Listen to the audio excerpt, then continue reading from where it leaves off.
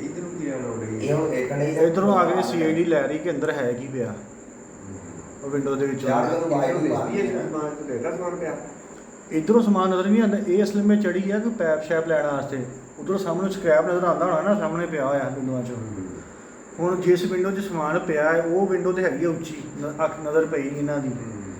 ਇਹ ਗਏ ਨੇ ਅੰਦਰ ਕੋਈ ਪੈਪ ਸ਼ੈਪ, ਕੋਈ ਬਾਲਟੀਆਂ ਪਲਾਸਟਿਕ ਦੀਆਂ ਚੀਜ਼ਾਂ ਚੁੱਕਣ ਵਾਸਤੇ, ਇਹ ਉਸ ਚੱਕਰ 'ਚ ਚੜੇ ਨੇ। ਜਦੋਂ ਅੰਦਰ ਗਏ ਨੇ ਅੰਦਰ ਲਾਕ ਵੀ ਲੱਗਿਆ, ਇਹਨੂੰ ਚੈੱਕ ਕਰ ਲਈ ਉਹਨਾਂ ਨੇ, ਜਨਾਬ ਕੁੰਡੀ ਪਾਇਆ ਸੀ, ਕੁੰਡੀ ਤੋੜ ਦਿੱਤੀ। तेरे क्या की किया ਅੰਦਰੋਂ ਜਨਾਬ ਆ ਤਾਲੇ, ਬਿਜਲੀ ਦਾ ਸਮਾਨ, ਚੁੱਲ੍ਹਾ ਸੀ ਪਿਆ ਲਿਆਂਦਾ, ਤੇ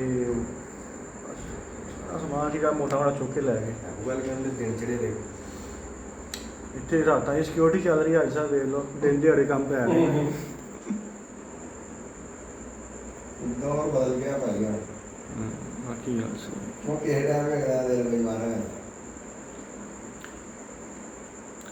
ਤੇ ਸਾਡੇ ਸ਼ੱਕ ਜਾ ਰਹੇ ਮਿਸਤਰੀਆਂ ਤੇ ਕਿਤੇ ਕਿਸੇ ਦੇ ਕਿਤੇ ਕਿਸੇ ਤੇ ਹੈ ਨਾ ਗਲਤ ਹੋ ਭਾਈ ਗਿਆ। ਕਹਿੰਦਾ ਵੀ 4:05 ਤੇ ਆਪਣਾ ਬਸ ਹੁਣ ਗੱਲ ਖਤਮ। ਮੈਂ 2 ਤੋਂ 5 ਦੇ ਦਰਮਿਆਨ ਹੀ ਵਾਰਦਾਤ ਹੋਈ ਹੋਣੀ ਹੈ। ਮੈਂ ਕਿਹਾ ਮਿਸਤਰੀ ਨੂੰ ਪਾ ਕੇ ਲੈ ਕੇ ਜਾ ਸਕਦੇ ਜੀ, ਤੁਹਾਨੂੰ ਕਹੀ ਆ ਵੀ ਰਾਤ ਗਿਆ, ਕਹਿੰਦੇ ਬਜ਼ੁਰਗ ਆਏ ਸ਼ਾਮ ਨੂੰ। ਮੈਂ ਕਿਹਾ ਸ਼ਾਮ ਤੋਂ ਲੈ ਕੇ ਤੇ ਰਾਤ ਤੱਕ ਵੇਚ ਦਿੰਦੇ ਆਪਾਂ, 12 ਤੋਂ ਬਾਅਦ ਅੱਗੇ ਵੇਖੀ 11 ਵਜੇ ਤੱਕ 5 ਘੰਟੇ ਤੇ ਵੇਚ ਦਿੰਦੇ।